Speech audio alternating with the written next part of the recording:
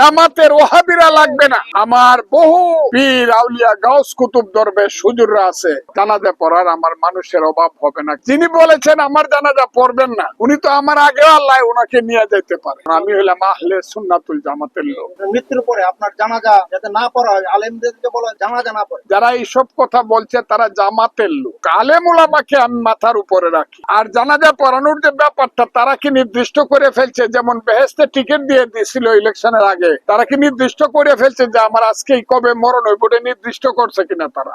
যিনি বলেছেন আমার জানাজা পড়বেন না, উনি তো আমার আগেও আল্লাহ ওনাকে নিয়ে যেতে পারে। তবে আমার রাজনৈতিক ধর্ম যেটা আছে, যেটা চলছে, যার মাধ্যমে আমি এমপি হয়েছি, it is my political religion. কিন্তু আমার কিন্তু আধ্যাত্মিক রিলিজন এটা না।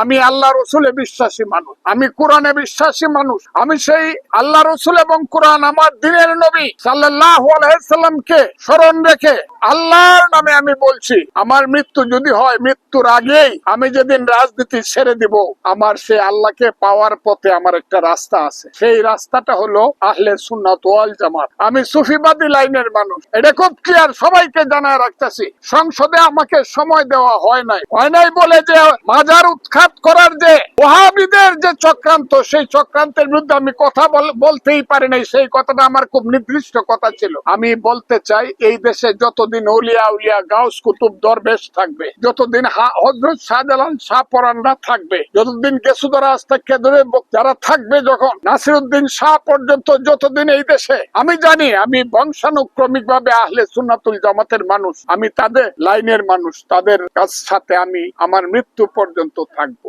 আমি সুফিবাদী লাইনের মানুষ, কাজেই আমার জানাজা পড়ানোর জন্য, যদি আল্লাহ আমার জানাজার কপাল রাখা থাকে, আমার জানাজা পড়ানোর জন্য জামাতের ওহাবিরা লাগবে না। আমার বহু পীর আউলিয়া গাউস কুতুব দরবেশ হুজুররা আছে, আমি বিশ্বাস করি আমার লাশ যেদিন তাদের সামনে রাখা হবে, জানাজা পড়ার আমার মানুষের অভাব হবে না। কারণ আমি হইলাম আহলে সুন্নাতুল জামাতের লোক, এবং আপনারা এটা দেখতে পাচ্ছেন যে তারা আমার পক্ষে দাঁড়িয়েছে। আমি তাদের প্রতি খুবই কৃতজ্ঞ। হাওরের মানুষকে বাঁচান, ইটনষ্টগ্রাম মিঠামইনের মানুষকে বাঁচান।